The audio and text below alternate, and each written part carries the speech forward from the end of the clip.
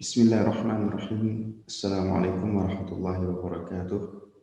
Alhamdulillahi rabbil alamin wal aqibatu lil muttaqin wala udwana illa 'alal zalimin. Asyhadu an la ilaha illallah wahdahu la syarika lah, ilahul awwalin wal akhirin. Wa asyhadu anna Muhammadan 'abduhu wa rasuluh, sayyidul anbiya'i wal mursalin, amma ba'd. Teman-teman yang Allah Subhanahu wa taala, insyaallah pada sesi keempat ini kita kembali melanjutkan fikih Ramadan kita dengan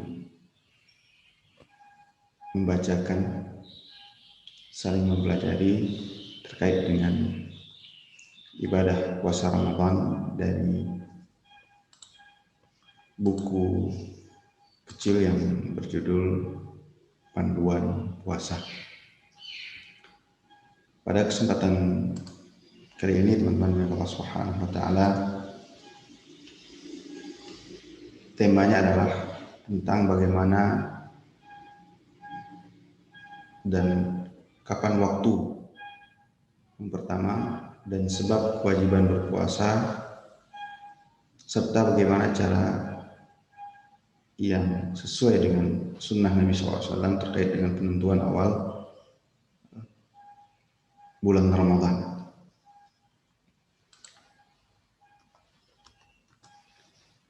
Yang pertama, ulama kita dalam kitab-kitab mereka dalam pembahasan fikih Ramadan, fikih puasa, menyebutkan bahwa kewajiban berpuasa disebabkan satu dari tiga faktor berikut. Ada tiga faktor.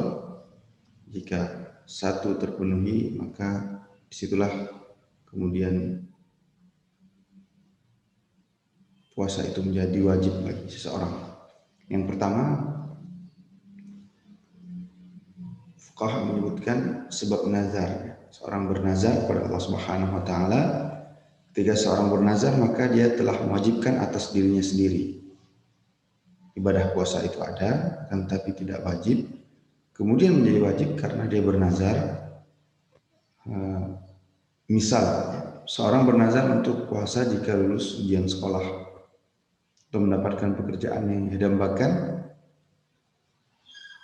maka dia wajib memenuhi janji tersebut karena dia bernazar untuk beribadah kepada Allah Subhanahu wa taala. Nazar beribadah kepada Allah Subhanahu wa taala.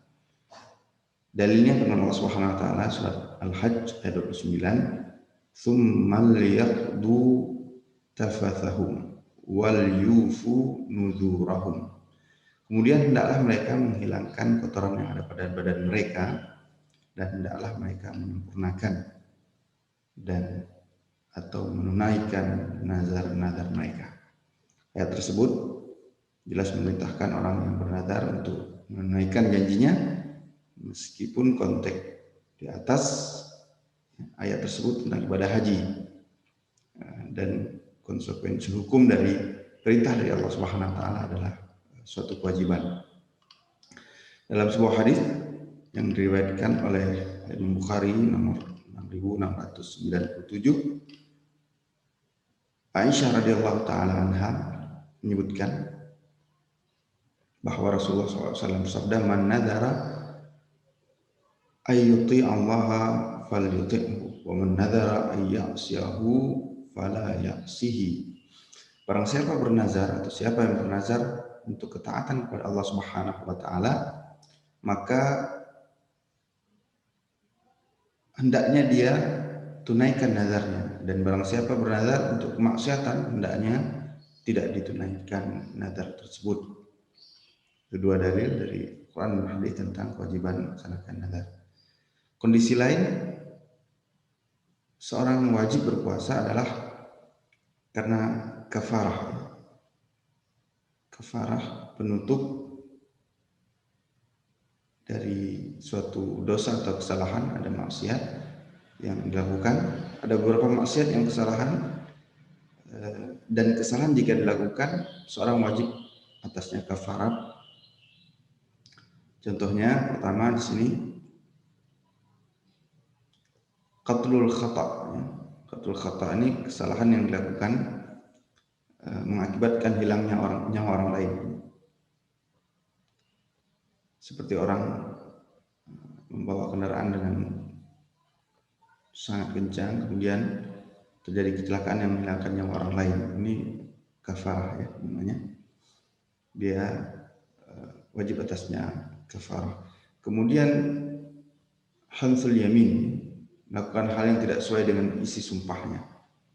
Dia juga harus membayar kafarah. Yang ketiga zihar. Maka satu di antara beberapa pilihan kafarah tersebut, seperti misalnya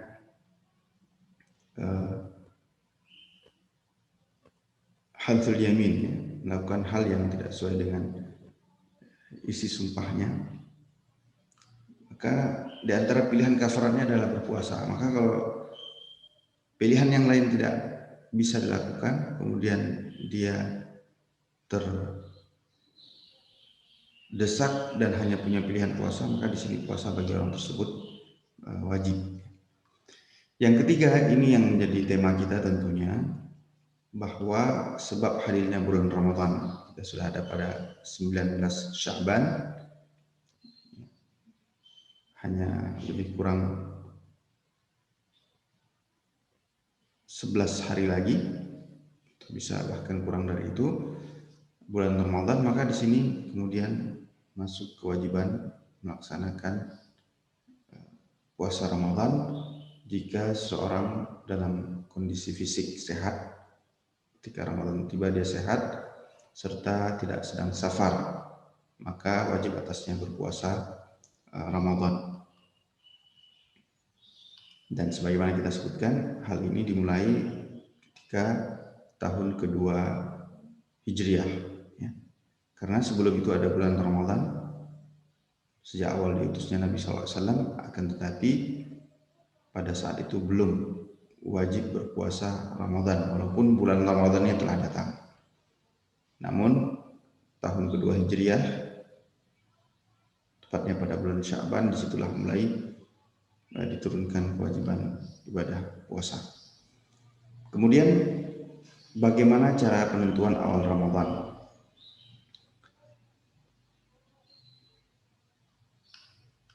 Teman-teman yang dimuliakan Allah Subhanahu wa taala, ada setidaknya dua metode yang digunakan untuk menghitung hari dalam ilmu, atau kemudian ada ilmu falakiyah dan sebagainya. Yang pertama, hitungan dengan peredaran matahari, ini yang disebut dengan tahun Masehi. Kemudian tahun Hijriah yang digunakan dalam Islam dan dilegalkan dan diperintahkan oleh Allah Subhanahu wa taala, itu adalah dengan menghitung peredaran bulan. Dengan menghitung peredaran bulan, itulah yang menjadi landasan penghitungan hari-hari dan bulan-bulan dalam setiap tahunnya. Yang pertama, di sini ada dua cara. Yang pertama, menyaksikan hilal bulan Ramadan jika cuaca baik. Hilal adalah kondisi atau posisi bulan pada tanggal 1, 2, dan 3, itu hilal. Sedangkan di atas tanggal 3 atau hari keempat, kelima, itu sudah namanya dalam bahasa Arab qamar. Qamar bulan, hilal bulan juga, tapi tanggal 1, 2, dan 3. Yang kedua, menyempurnakan hitungan bulan Sya'ban. Kalau hari ini kita tanggal 8 Sya'ban, berarti disempurnakan hitungannya. Hari ini 19 misalnya, 20, 21, 22, 23, 24, 25, 26, 27, 28, 29, 30. Karena tidak ada tanggal 31 dan juga tidak ada tanggal 28 dalam hitungan bulan Hijriah. Kalau kelihatan hilal tanggal 29 maka esoknya 1 Ramadan. Jika tidak kelihatan tanggal 29 maka disempurnakan jadi 30, maka kemudian esoknya baru bulan Ramadan. Dan Allah Subhanahu wa taala berfirman dalam surat Al-Baqarah ayat 185, "Faman syahida minkum syahra falyasum." Barang siapa di antara kamu hadir bermukim di negeri tempat tinggalnya pada bulan itu, pada bulan Ramadan, karena pada ayat sebelumnya telah disebutkan, maka hendaklah dia berpuasa pada bulan itu, pada bulan tersebut. Kemudian Nabi SAW pernah bersabda, "Innama syahru tis'un wa isruna fala tasumu hatta tarawhu." Sungguhnya hitungan bulan Hijriah itu hitungan bulan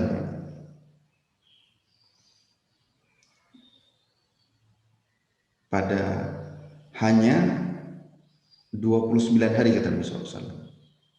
Ini ketetapan dan demikian kondisinya. Bulan itu berbeda dengan matahari. Fala tasumu hatta tarahu, maka jangan berpuasa hingga kalian melihat hilal bulan Ramadan. Wala tuftiru hatta tarahu, jangan juga berbuka, dalam hal ini al-fitr, hari raya, sampai kelihatan hilal berikutnya, yaitu hilal Syawal. Fa in humma 'alaikum faqdiru lahu. Kalau kemudian tidak bisa terlihat ya, dengan baik hilalnya, maka hitunglah jumlah harinya, jadi digenapkan jadi 30. Dalam lafaz Imam Bukhari, asy-syahru, satu bulan itu tis'un wa ishruna lailah, ada 29 hari sebulan. Fala tasum hatta tarahu fa innahum 'alaikum fa akmilu al-iddata 30. Jika kemudian terhalangi, ya, tidak bisa dilihat dengan mata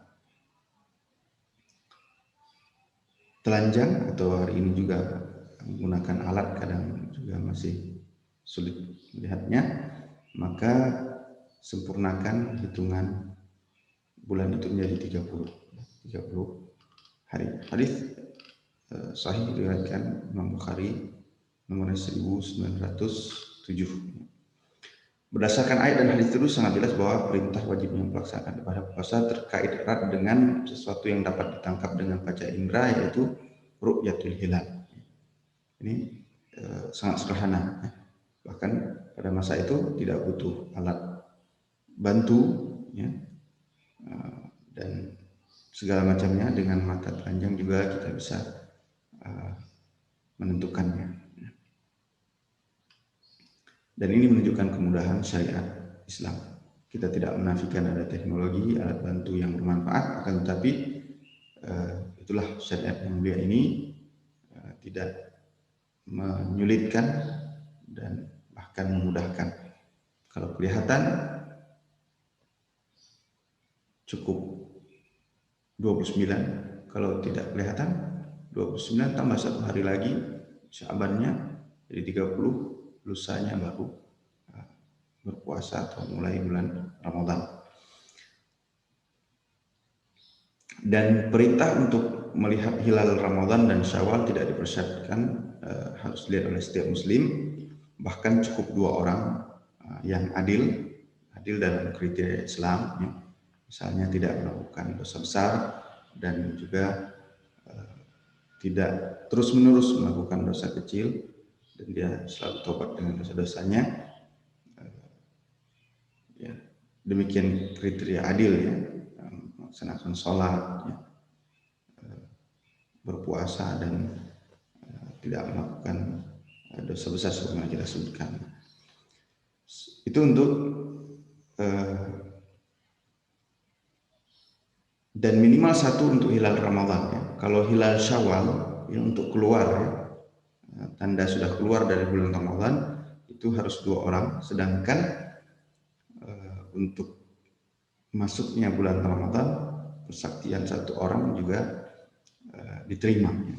Dan praktiknya pada hari ini di negara-negara yang termasuk di Indonesia biasanya orang yang bersaksi itu memberikan sumpah, memberikan pernyataan tertulis, dan alhamdulillah banyak lembaga yang punya perhatian terhadap hal ini sehingga juga secara khusus memberikan diutus orang-orang, ditugaskan untuk melihat hilal ya. Artinya bukan sembarang orang kemudian melihat dia membuat persaksian. Di sebagian negara boleh seperti itu, tapi di negeri kita alhamdulillah banyak lembaga peduli dengan hal ini. Mereka memang ada orang-orang yang khusus ya, mengawasi hal tersebut. Alhamdulillah rabbil alamin. Kemudian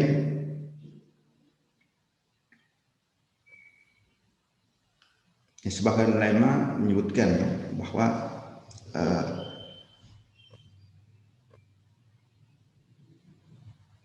ada pendapat ya, boleh menggunakan pakar ilmu falak ya, untuk mengetahui posisi peredaran dan perhitungan posisi bulan. Ya, maksudnya ini jauh hari sebulan atau 2 bulan sebelum itu sudah ditentukan tanggal sekian 1 Ramadan. Ya. Itu kalau menggunakan ilmu falak seperti itu mereka. Ya. Sedangkan yang kita sebutkan tadi tidak, kita tunggu sampai 29 hari lihat hilal, kalau tidak 29 hari bulan Ramadan, kalau tidak disempurnakan 30. Sedangkan ilmu falak itu biasanya langsung membuat perkiraan sebulan, 2 bulan, setahun, bahkan mungkin puluhan tahun ya.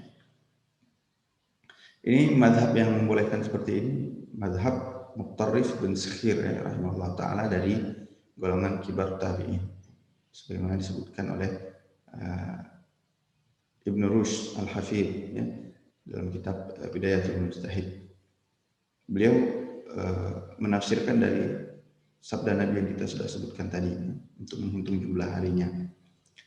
Namun ulama kita menyebutkan berdasarkan riwayat Imam Bukhari tadi ya, bahwa jelas yang dimaksud dengan menyempurnakan hitungan Sya'ban menjadi 30 itu adalah dihitung dengan peredaran bulan. Qamariyah hanya memiliki hitungan 29 atau 30 hari pada setiap bulannya, tidak mungkin kurang atau lebih, dan hanya diketahui ketika tanggal 29, tidak diprediksi awal berhari-hari sebelumnya. Itu terkait ibadah puasa. Namun ulama kita membolehkan terkait dengan perhitungan untuk mengatur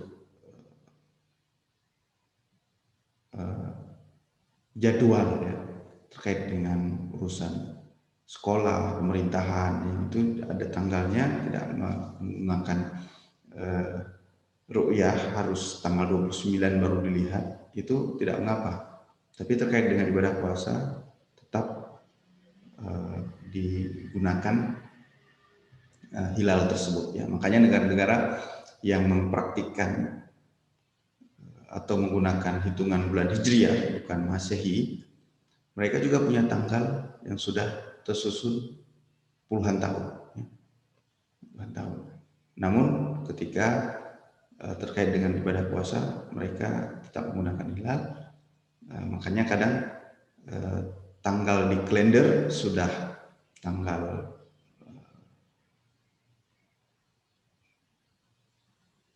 1, tanggal 2 misalnya, tapi untuk Syawalnya mereka baru 1 Syawal terkait dengan perayaan Idul Fitrinya atau Hari Raya Idul Fitri. Dan itu bukan hal yang rumit dan sudah dipraktikkannya. Demikian teman-teman yang Allah Subhanahu wa taala terkait dengan hal ini. Maka kesimpulannya, maka hukum asal penetapan awal puasa Ramadan dan Syawal adalah dengan ru'yatul hilal, karena ini terkait juga dengan 1 Dzulhijjah ya, pelaksanaan wukuf nanti tanggal 9 Dzulhijjah itu ditentukan dari kapan tanggal 1 Dzulhijjahnya. Untuk ibadah, alhamdulillah banyak sekali yang menghidupkan sunnah Nabi SAW. Sedangkan untuk hal yang sifatnya duniawi, penghitungan gaji dan sebagainya yang membutuhkan tanggal yang fix untuk puluhan tahun atau dalam 1 tahun penuh sudah ada penetapannya, maka ini tidak menjadi masalah. Yang kita bicarakan terkait dengan ibadah puasa dan haji, walaupun seperti Imam Qurtubi rahimahullah ta'ala dalam tafsir beliau tetap mengatakan sunnah untuk menghitung semua perjalanan aktivitas, bahkan hitungan untuk bayar zakat, karena zakat itu haulnya setahun ya, dan ada beda antara tahun Masehi dan Hijriah, itu bedanya bisa sampai 15 hari ya. Kalau menggunakan Hijriah maka tentu cepat 15 hari, maka itu sebenarnya sudah jatuh kewajiban untuk atau sudah saatnya tiba kewajiban membayar zakat. Itulah sunnah Nabi kita Muhammad SAW. Maka tidak dibenarkan hanya berpatokan pada hitungan ahli ilmu falak yang memprediksi posisi peredaran dan perhitungan posisi bulan, karena dengan kondisi seperti ini urusan ibadah hanya diserahkan pada segelintir orang, dan itu tidak lebih baik dari memberi kesempatan pada segenap kaum muslim untuk peduli dan memberi kesaksian terhadap waktu pelaksanaan ibadah yang hanya setahun sekali. Demikian teman-teman Allah Subhanahu wa taala, pertemuan keempat, sesi keempat dari fikih Ramadan kita, mudah-mudahan memberikan gambaran tentang ibadah yang mulia ini, dan ternyata sederhana, tinggal bagaimana kita memanfaatkannya untuk benar-benar memaksimalkan mencapai ketakwaan kepada Allah Subhanahu wa taala. Wassallallahu ala nabiyina Muhammad wa ala alihi wa sahbihi wa baraka wa sallam, wa akhiru da'wana alhamdulillahi rabbil alamin. Assalamualaikum warahmatullahi wabarakatuh.